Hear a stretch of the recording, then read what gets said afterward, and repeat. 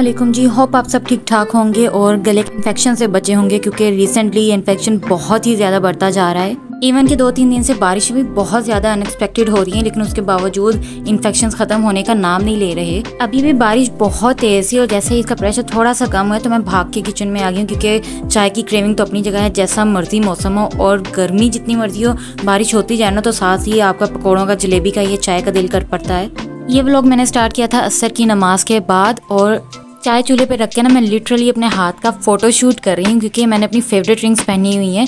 ये मेटल की रिंग्स हैं, लेकिन जो मैंने अपनी 4 फिंगर में पहनी हुई है ना, ये इंडेक्स फिंगर में जो पहनी है, सॉरी, ये मेरी फेवरेट रिंग है। और जैसे ही मैंने इसको नोटिस किया ना, ये लूज़ हो रही थी बहुत ज़्यादा मेरी फिंगर पे, और मैं बाबा इसको फिटिंग कर रही थी और फिर लूज़ हो रही थी। तो जैसे ही मैंने चाय बनाकर और कैमरा ऑफ किया, साथ ही रिंग टूट कर मेरे हाथ में आ गई।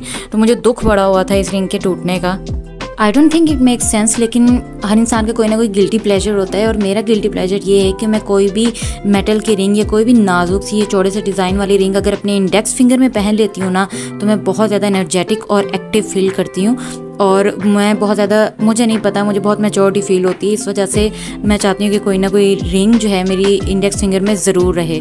Strange right? लोगों का क्या है, ये आप लोगों ने मुझे कमेंट्स में लाजमी बताना है। 2-3 से तो ऐसा फील हो रहा है जैसे मानो हम लोग स्टोन एज में रह रहे हैं। ना लाइट रह रही है, ना तो पानी आ रहा है, और रात के टाइम पे गैस भी चली जाती है।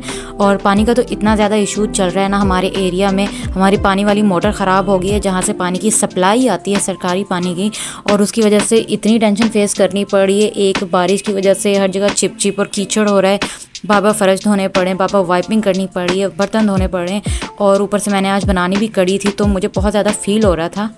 एनीवेज, बहुत दिन से मैंने लस्सी को फ्रीज़ करके रखा हुआ था और मैं अच्छे मौसम के इंतज़ार में थी।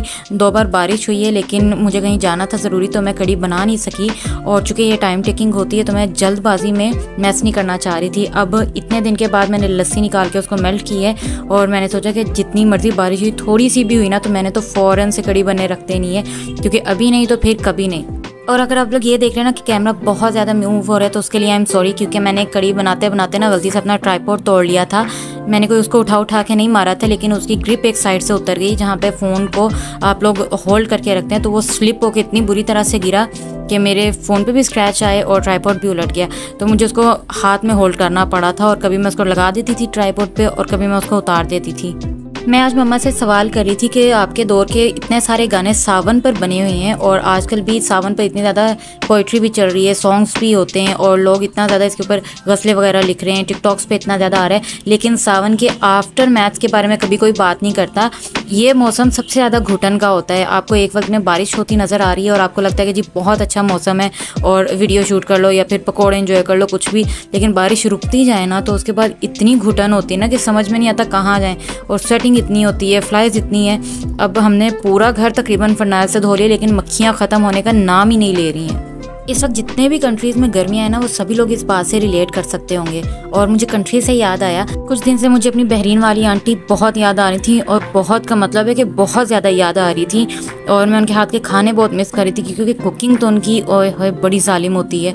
और कड़ी से भी मुझे वो बहुत ज़्यादा याद आ रही थी, क्योंकि मैंने उनके घर की कड़ी बड़ी दफ़ा खाई हुई है, और वाकई सही कहते हैं कि दिल को दिल से राह होती है। मैं उनको इतना मिस कर रही थी। और खाना बनाने के बाद जब मैं अंदर जाके बैठी ना, तो मम्मा को उनकी कॉल भी आ गई बहरीन से, और मैं इतनी ज़्यादा सरप्राइज़ हुई ना कि मम्मा को भी पता था कि मैं उनको याद कर रही, तो वो भी मेरा मुंह देखने लगी कि वाकई बहरीन से कॉल भी आ गई है, तुमने बड़े अच्छे टाइम पे उनको याद किया। हमारा पूरा बचपन उनके साथ गुजरा है, तो हमारी एक एक मेमोरी उनके साथ जुड़ी हुई है। और इवन के 17 साल के बाद भी उनको हम सब के बर्थडेज अलग अलग से याद हैं, जबकि हमें अपने खुद के बर्थडेज आजकल भूल जाते हैं।